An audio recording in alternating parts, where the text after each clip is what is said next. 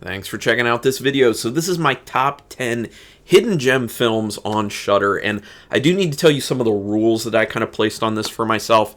They can't be films that people are super aware of, so they're either films that people have known about but have kind of thrown by the wayside, in my opinion, or films that people don't really know about at all.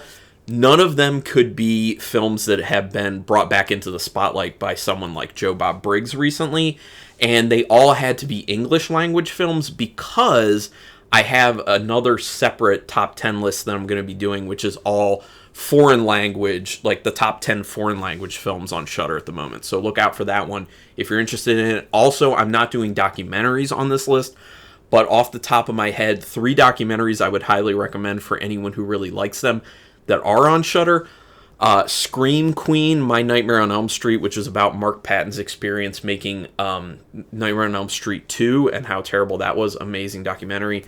Woodlands Dark and Days Bewitched, The History of Folk Horror, which literally is what the title says. It's very comprehensive and amazing. And the third one is... Why am I blanking on this? Oh, This is Gwar, about the shock rock performance band Gwar, which even if you're not into the band, it is phenomenal. But that's just a quick pitch on those. I'm going to go through my top 10, obviously starting with 10 at the end, and just give you like a sentence or two about each one, because I just want to intrigue people to check these out, because I think they're hidden gems. I think they should be getting a lot more traction. People should pay attention to them. So here we go. Number 10 for me, The Corruption of Chris Miller. This is a Giallo-esque film. It's the version that I've seen is actually like Spanish subtitled, or Spanish language with English subtitles, but the version they have on Shudder is actually English dubbed. So it was able to make this list as opposed to my foreign language one. But this is a very interesting film. It literally starts with a mime murder. Not murder of a mime, a murder by a mime, which is very interesting. I just tell you that because it's literally in the very beginning of the film, and I think it'll hook people in just hearing that. Then it just goes on to kind of cover this woman and her mother who have this very odd relationship, and she seems to be going through something, and there's this kind of like push and pull in the film of like, is she just very neurotic? Is she not very neurotic? And there's a killer involved too, because obviously it's a Giallo-esque film. It's not Giallo, but Giallo-esque type film. Way underrated, very interesting. I highly recommend it. So my number 10, The Corruption of Chris Miller. Number 9, Witchboard. If you have never seen Witchboard and you love 80s films, this film is very overlooked. It's very good. It's one of those films where once you start watching it, you're kind of like, oh, this is so bad it's good. But over time, as the film goes on, and as soon as the credits roll, you're like... some of it is like this so bad it's good, but then it actually gets like good, and by the end of the film, you're like, actually, you know what? That was a legit good film. It's about possession, and I don't want to give you too much more than that. It has Tawny Kitaen in it, who does a really good job. All the acting in it's really good, but some quirky characters in there. It's very 80s. Like I said, there's some of the performances are kind of all over the place and do fit in the so bad it's good category. But check it out. This one is a must if you've never seen it. Witchboard. That's my number 9. Number 8, Miss 45. Now, this is up for debate whether it's really horror or not, but it is on Shudder, and it does, disclaimer on this one, does include SA, which, if you don't know what that is, look it up. You can't really say certain words on YouTube because it doesn't like that. You will get kind of in trouble with your channel somewhat for that type of stuff. You kind of have to report those things. But think the movie Angel that was shown by Joe Bob Briggs not long ago, but way better. It's more intense. It's more interesting. And there's a very strong female character in it who does not speak. She's mute throughout the entire film. That's what just adds like another interesting layer to it. Plays out very interestingly. So it becomes about revenge. Outstanding film, really well done, very underrated. A lot of people don't even know about it, but that is my pick for number 8 is Miss 45.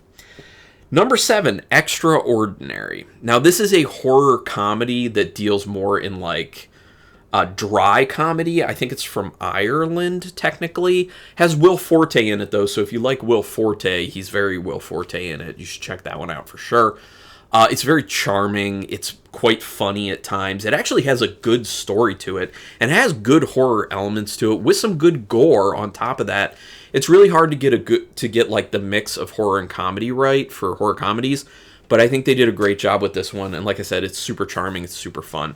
Check out that. So that is my pick for number 7, Extraordinary. Number 6, The Strange Vice of Mrs. Ward. Now, this is a straight-up giallo film with my favorite giallo queen in it, Edwige Fenech. It is crazy. It is all over the place. It is very satisfying, and there are a series of twists at the end of the film that will just have you grabbing your head and just being like, I thought one twist was going to be it. Now there's another one. Now there's another one. It leaves you kind of just like slack-jawed by the end of the film with like, what just went on? In a great way, in a very good way. So especially if you like giallo films, this one is wonderful. But also, if you really do like giallo films, you may very well know about this one. I put it on there just because even people who don't like giallo should definitely see this, especially for all the twists that end up happening in it. Very interesting film. So my number 6 pick is The Strange Vice of Mrs. Ward. Number 5, The Headhunter. Now, this film is by the same guy, or the same guys who did Thanksgiving, but it's very different. Very low-budget film, but done very interestingly. There's no dialogue in this film, but it's so engaging. The sound design is amazing. It is front and center. It looks beautiful. Beautiful, beautiful, beautiful. And the story is very interesting. It's basically about a medieval-style knight who is a headhunter. He goes after demons, creatures, all sorts of dangerous things like that. Literally just gets arrows shot into this tree or at the base of this tree that have his assignments on it. And he goes out and he kills these creatures and he mounts their heads.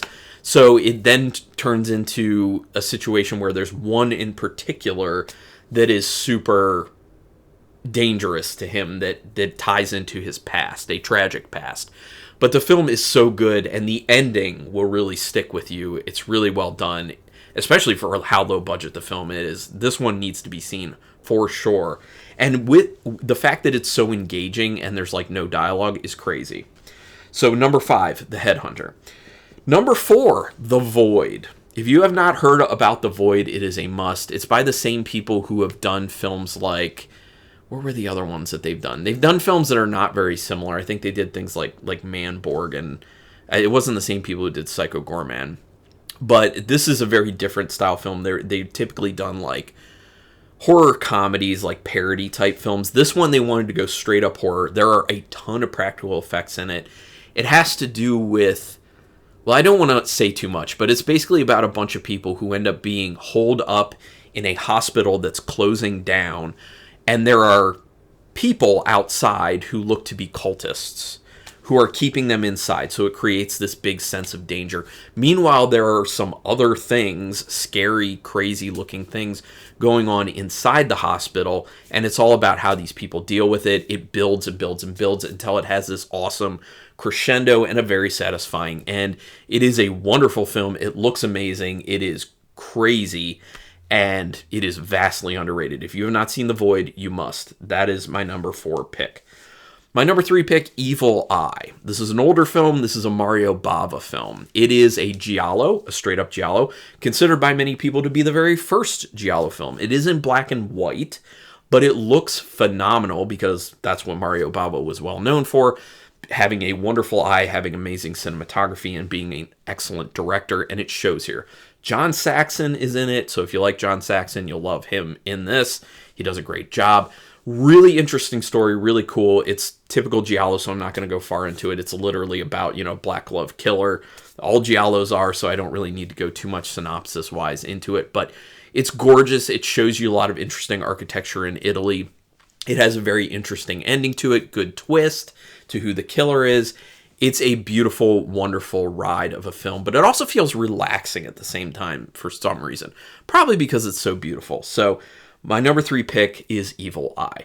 My number 2 pick is also a Mario Bava film, and it is Kill Baby Kill. Now, this one's in color, and this one's basically about, I think he was a doctor who ends up going to this town, as they say, experiencing a curse.